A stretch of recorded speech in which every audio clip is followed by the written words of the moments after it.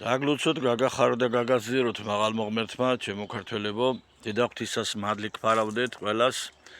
ახლა ვიმყოფები ღვანკეთის დედაღვთისას ტაძრის ეზოში, რომელიც აშენებულია მე-12 საუკუნეში, დანგრეულია მე-20-ში და აღდგენილია 21 საუკუნეში. მისი ძალდამალი გფარავდეთ ყველას. ამაცინათ რა გუშინ ერთ საუბარ შევესწარი. ეროვნული პოზიციიდან და ლიბერალური პოზიციიდან საუბრობდა ორი ადამიანი. სოფლიოში მიმდინარე მოვლენებთან დაკავშირებით. ლიბერალი მაგალითად ასე ანვითარებდა თავის პოზიციას, რომ რუსეთი შეიჭრა უკრაინაში, რუსეთი ოკუპანტია. სადღაც ვეთანხმები, რა თქმა უნდა, რუსეთი შეიჭრა უკრაინის ტერიტორიაზე და ბუნებრივ ეს არის ოკუპაცია. მე პირადად პარალელურად ჩემ პოზიციებს დავაფიქსირე. და იქვე, როდესაც ეკითხები ისრაელი ირანის ამბავს, ეგრევე დგას ისრაელის მხარეზე. არა და ისრაელმა დაბომბა ირანი. თუკი რუსეთმა განაცხადა, რომ და იმიტომ შევდივარ უკრაინაში, რომ უკრაინა საფრთხეა ჩემთვისო, იქ შედის ისეთი შეიარაღება, ნატოს შეიარაღება შედისო და ამიტომ ვიკავებ უკრაინასო, ხო? და აქ ამტყუნებ. რა თქმა უნდა.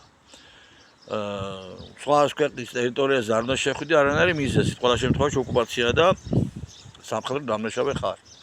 არის ლოგიკა ამაში, კი ბატონო, მაგრამ როდესაც ისრაელი იგივე ტექსტებით, რომ ირანი საფრთხეა უკვე ჩემი სახელმწიფოსთვის, იმიტომ რომ ის ატომურ ბომბს ამზადებს, ანუ ისეთ იარაღი გააჩნდება მან, რომელიც ჩემთვის საფრთხეა, იგივე ლოგიკა უნდა მოქმედებდეს ისრაელზედაც. კიდევ ვიმეორებ, რუსეთის განცხადებით, იმიტომ შევიდა უკრაინაში, რომ იქ ისეთი იარაღი აღმოჩნდებოდა, ნატოს იარაღი გულისხმება, ამერიკული ბაზები, რომლებიც საფრთხეა მოსკოვისთვის. ამიტომ შევდივარო, ხო? და ახლა არის ოკუპანტი. ისრაელის იგივეს ამბობს, ოღონდ სხვა სიტყვებით. ირანი იმიტომ დავარტყი, რომ იქ აჩნდებოდა ისეთი იარაღი, ანუ ატომური ბომბი ამ შემთხვევაში, რომელიც საფრთხეა ჩემი სახელმწიფოსთვის. ერთი ეგრე ლოგიკა არის. ორივე შემთხვევაში ორივე არის აგრესორი, ერთნაირად, მაგრამ ეროვნულ ფლანგზე მყოფი ადამიანისთვის გაუგებარი რჩება, რატო არ ექვემდებარება ლიბერალი ლოგიკას. მისივე ტექსტის მიხედვით ლიბერალი ხომ მტყუანია. მაგრამ მე მინდა ჩემი პოზიცია ვთქვა ამ შემთხვევაში. ჩემო ძვირფასებო.